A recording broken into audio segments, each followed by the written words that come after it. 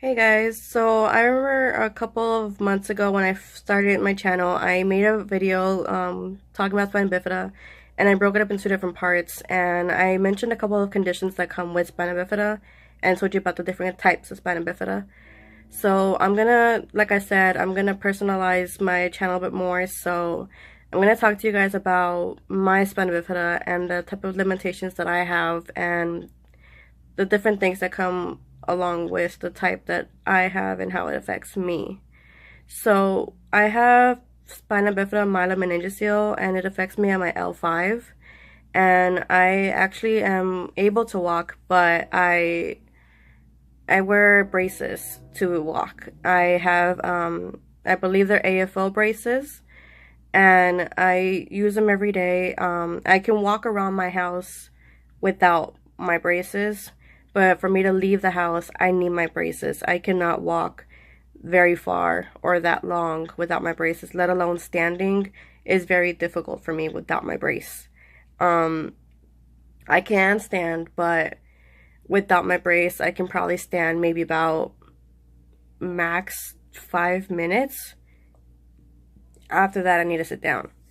So I am very limited without my braces. Along with the braces, I have been in a wheelchair before. I have had multiple surgeries, and one of those surgeries actually had me in a wheelchair for a couple of months. And then just recently, like I said in my previous videos, I ended up in a wheelchair due to having severe back pain that paralyzed me from the waist down.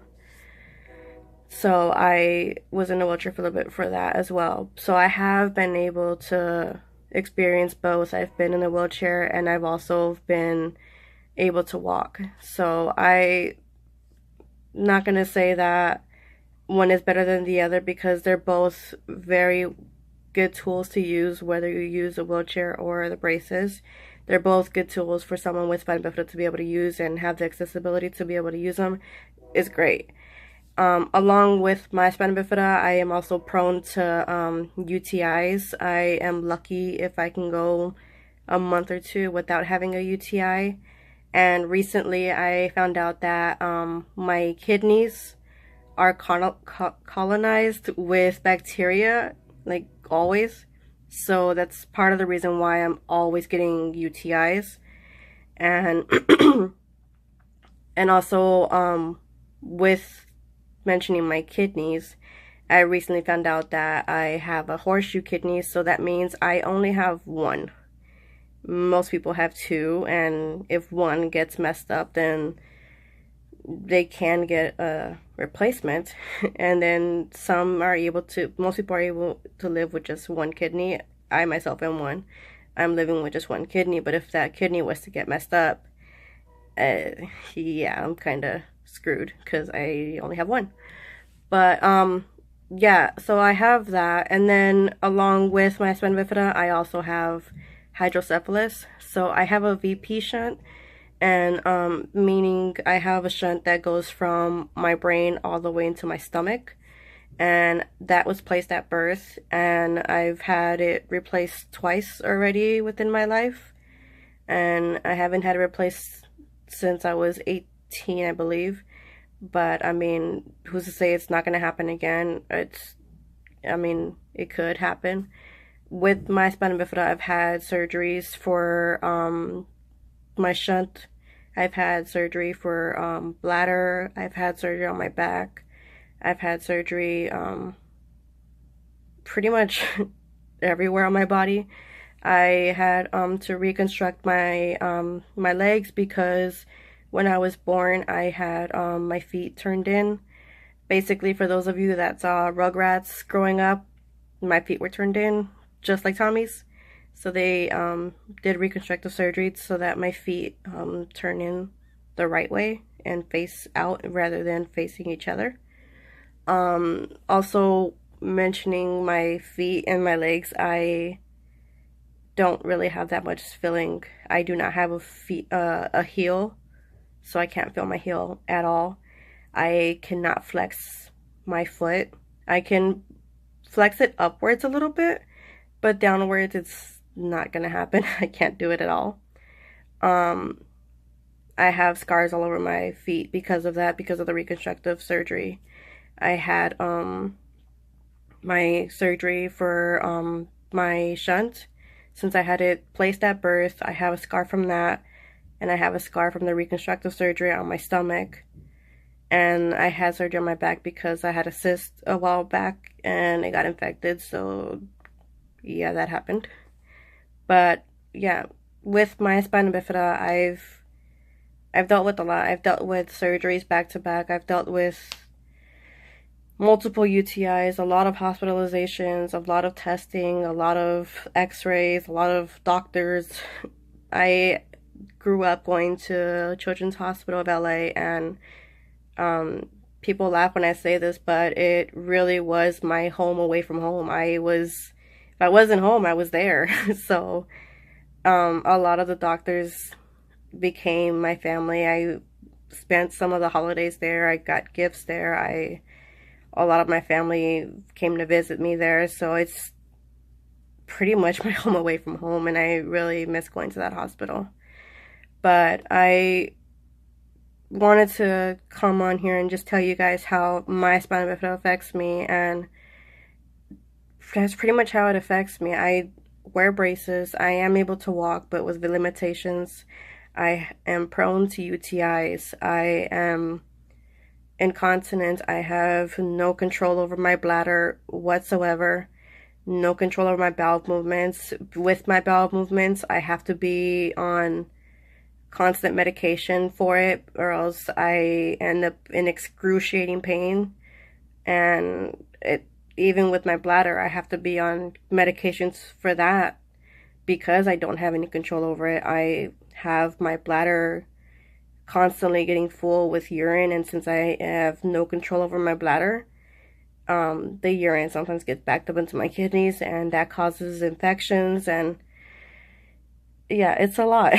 Spina bifida is a condition that affects many people in different ways, and mine affects me in that way. It makes my life a little bit harder than others because of the fact that I have to constantly be worrying about whether or not I'm going to have an accident because I can't feel my bladder, and sometimes my bladder releases completely and I'm unaware of it until the last minute. So I end up having accidents out in public.